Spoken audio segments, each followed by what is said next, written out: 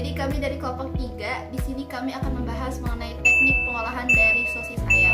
Nah, sebelumnya harus tahu dulu dong sosis itu apa. Nah, sosis itu adalah makanan yang berasal dari daging, di mana dagingnya itu bisa berupa daging sapi, daging ayam, daging ikan ataupun daging domba, di mana daging tersebut dicincang dan dihaluskan, baru nanti diberi bumbu sebelum dikemas. Nah, kemasannya itu bisa berupa produk olahan dari usus hewan ataupun plastik buatan manusia yang kemudian dikemas tersebut. Nah, setelah dikemas itu bisa dimasak ataupun diasapkan.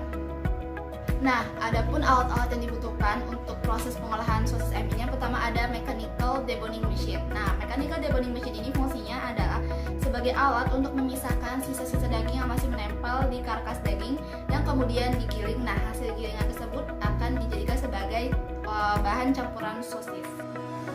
Nah, selanjutnya alat yang kedua itu ada meat mincer. Jadi fungsi meat mincer ini adalah untuk menggiling daging yang sudah terpisahkan dari tulangnya. Nah, yang ketiga ada mixer. Nah, fungsi mixer adalah untuk mengaduk secara rata bahan-bahannya, baik itu daging yang sudah terpisahkan dari tulangnya dan bahan penunjang lainnya seperti bumbu-bumbuan. Jadi hingga diaduk hingga merata. Yang keempat itu ada emulsifier mesin. Alat ini digunakan untuk menghaluskan adonan sosis yang berasal dari mesin mixer supaya air dan lemak yang sudah terikat tidak terlepas kembali, di mana hal tersebut akan merusak kualitas produk sosis. Yang kelima itu ada SSP pump. Alat ini digunakan untuk memudahkan aliran bahan dari emulsifier menuju stuffer. Digunakan sebuah pompa yaitu SSP pump yang berfungsi sebagai pompa yang menggerakkan adonan sosis menuju mesin stuffer. Itu yang keenam ada namanya saver. Jadi alat ini alat yang paling utama untuk pembuatan sosis, karena dengan alat ini adonan akan dijadikan padat, kemudian akan dibentuk secara memanjang. Terus kemudian ada lagi smoked house. Jadi alat ini berfungsi untuk memasak sosis-sosis yang sudah dibentuk panjang-panjang, yang sudah dibentuk menjadi panjang. Kemudian ada lagi namanya cooling chamber. Jadi cooling chamber ini alat yang digunakan untuk proses pendinginan terhadap produk sosis yang sudah dimasak, kemudian dimasukkan ke dalam ruangan dan alat ini akan menurunkan suhu si sosis tersebut. Kemudian ada lagi vacuum packaging machine. Jadi alat ini mengemas atau berfungsi untuk mengemas dengan cara divakum. Kemudian ada lagi cutting machine. Jadi cutting machine ini alat yang digunakan untuk memotong-motong sosis-sosis yang panjang tersebut menjadi beberapa bagian. Kemudian ada lagi yang terakhir itu air blast freezer. Jadi alat ini berfungsi untuk mendinginkan atau membekukan si sosis tersebut sebelum diproduksi ke masyarakat atau konsumen, agar sosis tersebut terjaga ke kualitasnya. Ada lagi bahan-bahan yang digunakan untuk membuat sosis. Jadi bahan yang pertama itu daging, kemudian tepung tapioka, terus pati kentang, isotat protein, terus ada nitrat, fosfat, sodium, garam, penyedap, bawang putih, merica, dan yang terakhir ada bawang goreng. Proses pembuatan sosis. Tahap pertama adalah tahap persiapan, di mana bahan serta alat untuk memproduksi sosis telah dipersiapkan dalam tahap ini.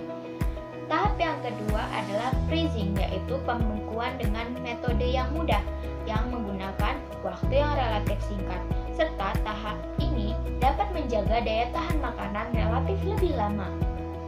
Namun, sayangnya tahap ini tidak dapat mensterilkan makanan ataupun membunuh mikroorganisme pembusuk pada makanan.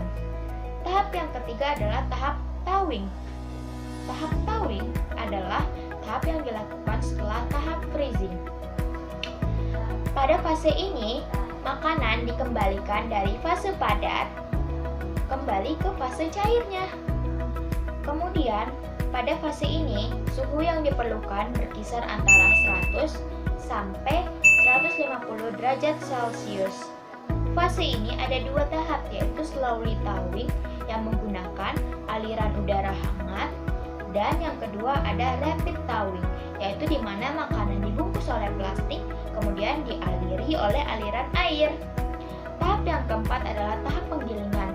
Bahan ayam digiling menjadi daging-daging yang halus yang memiliki ukuran yang sama besar, sehingga ketika dibumbui, bumbunya dapat meresap dan sosis bisa menjadi lezat. Fase yang kelima adalah fase pemberian bumbu dan pencampuran. Bumbu yang diperlukan antara lain bawang putih, gula, dan garam. Pemberian bumbu ini tergantung selera. Kemudian, setelah diberikan bumbu, daging ayam dan bumbu-bumbu tersebut dicampur. Fase yang keenam adalah emulsifikasi, yaitu sistem yang tidak stabil secara termodinamik yang mengandung paling sedikit dua fase cair yang tidak bercampur. Fase terakhir atau fase ketujuh adalah fase stuffing, yaitu pengisian sosis ke dalam selongsong. Kedelapan yaitu pengeringan. Pengeringan merupakan suatu metode untuk mengurangi atau mengeluarkan sebagian air dari suatu bahan dengan cara menguapkan air dengan menggunakan energi panas. Yang kesembilan itu ada pemanasan. Pemanasan yaitu proses pemasakan bertujuan agar daging sosis menjadi matang, meningkatkan keempukan daging, meningkatkan kekompakan struktur daging karena terjadi koagulasi protein. Yang ke-10 itu ada cooling. Proses ini bertujuan agar produk makanan tetap awet dan mikroba pembusukan yang tidak mati ataupun sel vegetatifnya menjadi tidak aktif. Nah, itu pengemasan. Pengemasan itu ada syaratnya, dibagi jadi 4, itu 1.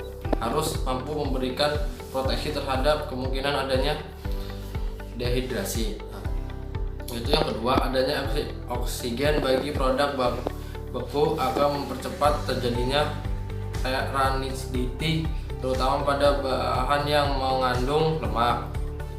Itu yang ketiga, bila terjadi dehidrasi dan oksidasi dalam bahan pangan yang dikemas menyebabkan terjadinya preseburon.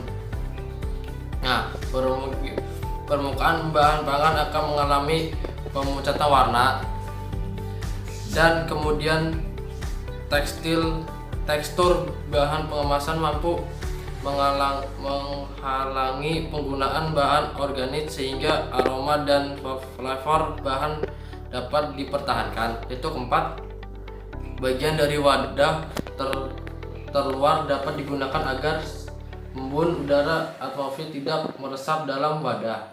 Nah, itu ada penyimpanan. Faktor yang mempengaruhi stabilitas penyimpanan dalam pangan meliputi 4,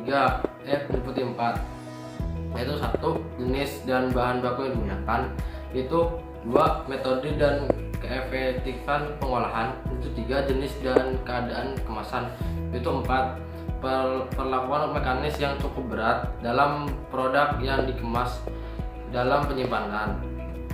Penentuan kualitas yang difermentasi kini dilakukan dengan 3, yaitu dengan cara 3, yaitu mengukur keasaman, 2, kadar air, 3, disimpan uji organoleptik, organoleptik. Nah, udah itu penggunaan kultur pemula dalam proses fermentasi, pembutuhan kondisi higienis, selain pengolahan karena kontaminasi akan sangat mempengaruhi pada proses fermentasi. Pertumbuhan jamur pada permukaan sering dijumpai terjadi pada sosis.